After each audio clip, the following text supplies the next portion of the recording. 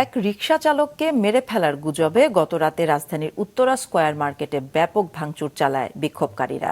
ভোরের দিকে পুলিশ ও সেনাবাহিনী গিয়ে পরিস্থিতি নিয়ন্ত্রণে আনে। গত রাত 11:30টার পর উত্তরা স্কয়ার মার্কেটে এভাবে হামলা চালায় বিক্ষোভকারীরা। এদের অনেকেই রিকশা চালক। তাদের অভিযোগ, মার্কেটের নিরাপত্তা রক্ষীর সঙ্গে এক রিকশা চালকের কথা কাটাকাটি ও মারামারি হয়। পরে তাকে মার্কেটের ভেতরে নিয়ে হত্যা করে মরদেহ রেখে দেওয়া হয়, পরে যা গুজব বলে প্রমাণিত হয়। ভোরের দিকে বিক্ষোভকারীদের কয়েকজনকে নিয়ে পুলিশ ও মার্কেট কর্তৃপক্ষ পুরো ভবনে তল্লাশি চালিয়ে আহত বা নিহত কাউকেই খুঁজে পায়নি। সে সময় সেনাবাহিনীও ঘটনাস্থলে ছিল। পরে সাউন্ড গ্রেনেড ছুড়ে বিক্ষোভকারীদের ছত্রভঙ্গ করা হয়। প্রত্যক্ষদর্শীরা এভাবেই ঘটনাটি জানাচ্ছিলেন। তো গোল্ড ফ্লোরে প্রোটেক্ট করার কারণে ওনারা ভিতরে ঢুকতে পারে নাই, বাইরে থেকে ড্যামেজ করছে এবং আগুনও দেওয়ার চেষ্টা করছে। আমি নিজে ভিতরে গিয়ে আগুনগুলো আবার নিবানোর চেষ্টা করছি। সবাই আমাদের হেল্প করছে আমাদের আশেপাশে।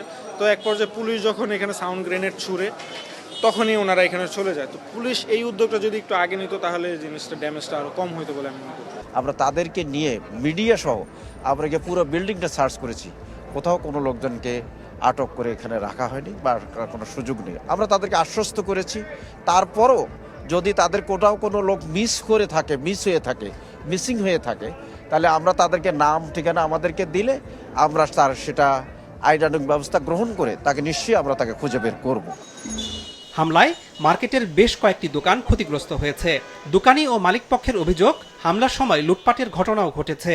ক্ষয়ক্ষতি 25 কোটি টাকার মতো। এই ঘটনায় মামলা করার কথা জানায় মালিকপক্ষ। বেপরোয়াভাবে আইসা আমার দোকানের মধ্যে, মার্কেটের মধ্যে হামলা করছে। আমার টোটালি দোকানে 4.5 কোটি টাকার মাল ছিল। আপনারা দেখতে পাচ্ছেন টোটালি আমার 3 কোটি টাকার ক্ষতি। আর আমার ক্যাশ কাউন্টারে কালকে সেল ছিল 3.5 লাখ টাকা, সেই টাকাগুলো তারা লুট করে নিয়ে গেছে। আমাদের প্রায় 20টার মতো দোকান ক্ষতিগ্রস্ত হয়েছে। 20-25 কোটি টাকা শুধু দোকানদারদেরই চলে গেছে। মার্কেট কর্তৃপক্ষ তো এটা আরো বেশি, কারণ গ্লাসগুলো বেশ দামি। এটা আপনারা জানেন, বিদেশ থেকে ইম্পোর্ট করে আনা, এগুলো নতুন করে আনা লাগানো আমাদেরও কোটি টাকার উপর চলে যাবে। তো মামলা করি নাই, কিন্তু করতে যাবো ইনশাল্লাহ। ও তখন আমরা বিবেচনা করে দেখবো যে এটা কিছু করা যায় কিনা, ক্ষতিপূরণ আদায় কোনোভাবে করা যায় কিনা, এটা আমরা চেষ্টা করতেছি।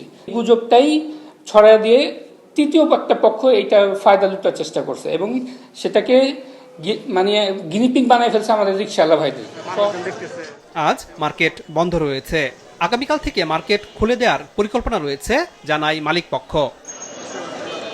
আনোয়ার হোসেন, মাছরাঙা সংবাদ, ঢাকা।